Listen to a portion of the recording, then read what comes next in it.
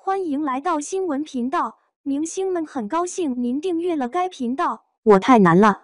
香港著名导演王晶点评：肖战戏路很窄，要会挑剧本。近日，当香港著名导演王晶以业内权威身份剖析肖战外形限制导致戏路窄时，我们听到的不仅是关于一位顶流明星的专业建议，更是一面映照当代文化生态的镜子。在这个颜值即正义、数据定成败的时代，肖战现象早已超越个体范畴，成为一个值得深究的文化符号。他那张被粉丝誉为神颜的面孔，究竟是艺术表达的翅膀，还是禁锢创造力的牢笼？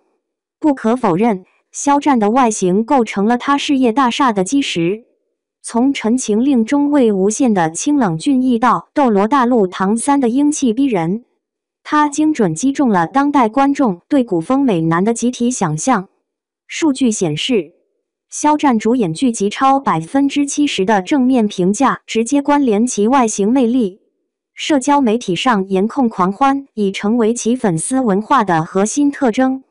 这种外形与角色的高度适配，在流量逻辑下创造了惊人的商业价值。代言产品秒罄，剧集播放量破纪录，话题阅读量以百亿计。然而，硬币的另一面是，当一位演员与特定审美范式绑定过深时，尝试突破往往面临市场抗拒。如《梦之梦》中尝试的复杂角色未能引发如古装剧般的广泛共鸣，折射出肖战二字在公众认知中已与特定形象深度捆绑。纵观演艺史，突破外形桎梏的艺术家屡见不鲜。王晶所举的刘松仁，其演艺生涯恰是一部去偶像化的进化史，从早期武侠小生到后期沉稳智者。他主动褪去外形光环，在《大时代》《东京审判》等作品中以层次分明的演技重塑艺术生命。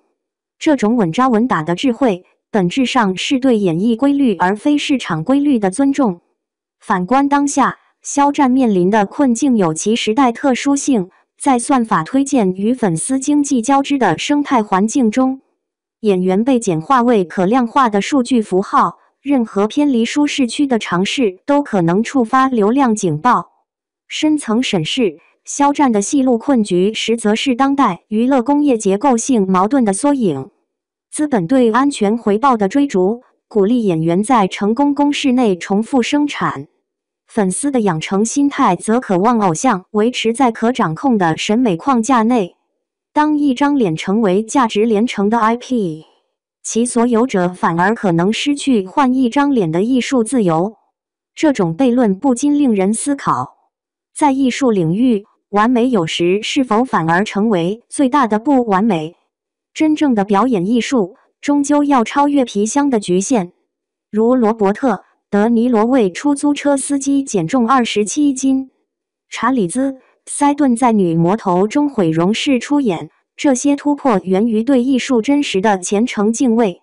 中国戏剧传统中，梅兰芳先生演谁是谁的画境，更是将外在形貌完全服务于角色灵魂。肖战团队若参考刘松仁路径，需要的或许不仅是接演多样性角色的勇气，更是一场从流量思维到艺术思维的认知革命，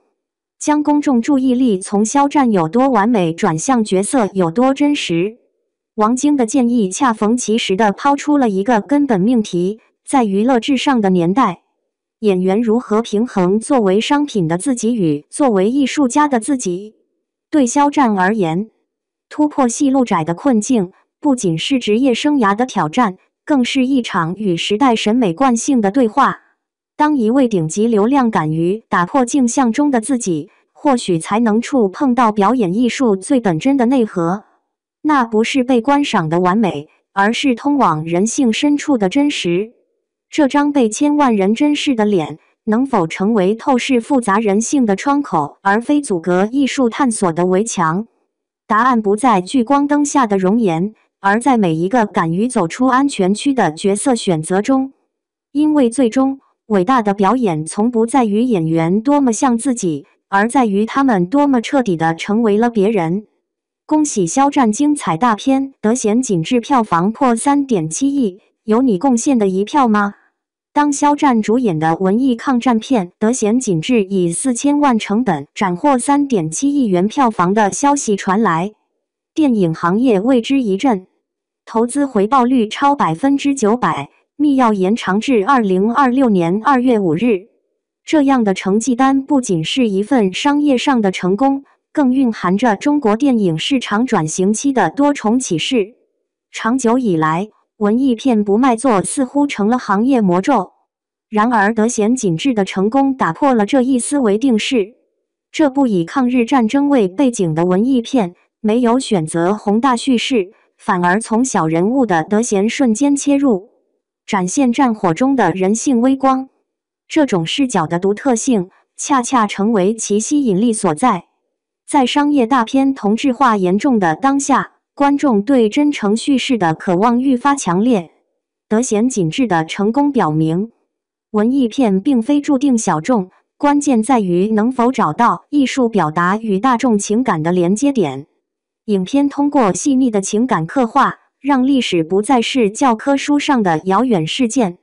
而成为可感可知的生命体验。这种近距离的历史呈现，正是其打动观众的核心。肖战的加盟无疑是影片受到关注的重要因素，但德贤锦志并未陷入流量依赖的窠臼。影片巧妙地将明星效应转化为艺术表达的助力而非噱头。肖战在片中褪去偶像光环，塑造了一个有血有肉的普通人在极端环境下的生存状态。这种表演上的突破，既满足了粉丝的期待，也赢得了普通观众的认可。这揭示了一个重要趋势，在日趋成熟的中国电影市场，观众不再满足于明星的刷脸，而是期待看到他们真正的表演实力。明星与作品的良性互动，能够实现双赢。德贤锦志借助肖战的影响力获得初始关注，而肖战则通过这部作品证明了自己的表演多样性。4000万的成本在当下中国电影市场中堪称小额投资，尤其是在古装、科幻大片动辄数亿投资的对比下。然而，正是这种克制的投资策略，为影片的高回报率奠定了基础。德贤锦志将资源集中在剧本打磨和表演呈现上，而非视觉特效的堆砌。这种内容优先的理念，在浮躁的电影投资环境中显得尤为珍贵。影片的成功印证了一个简单却常被忽视的道理：好电影不一定需要巨额投资，但一定需要精准的投资。在有限预算内，将每一分钱用在刀刃上，专注于故事本身的力量，这样的创作态度往往能产生超出预期的效果。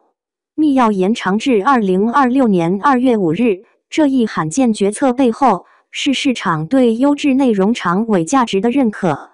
在流媒体冲击、观影习惯改变的背景下，一部电影能够在影院长期留存，意味着它具备超越即时娱乐的深层价值。德贤锦志的密钥延长，不仅为影片带来更持久的票房收入，更向行业传递了一个明确信号：真正优质的内容具有穿越时间的力量。这种现象在好莱坞早有先例，《泰坦尼克号》、《阿凡达》等电影都曾多次重映并获得成功。德贤锦志的密钥延长，或许预示着中国电影市场正在形成类似的成熟机制。优秀电影不再是一次性消费品，而可以成为影院的长线资源。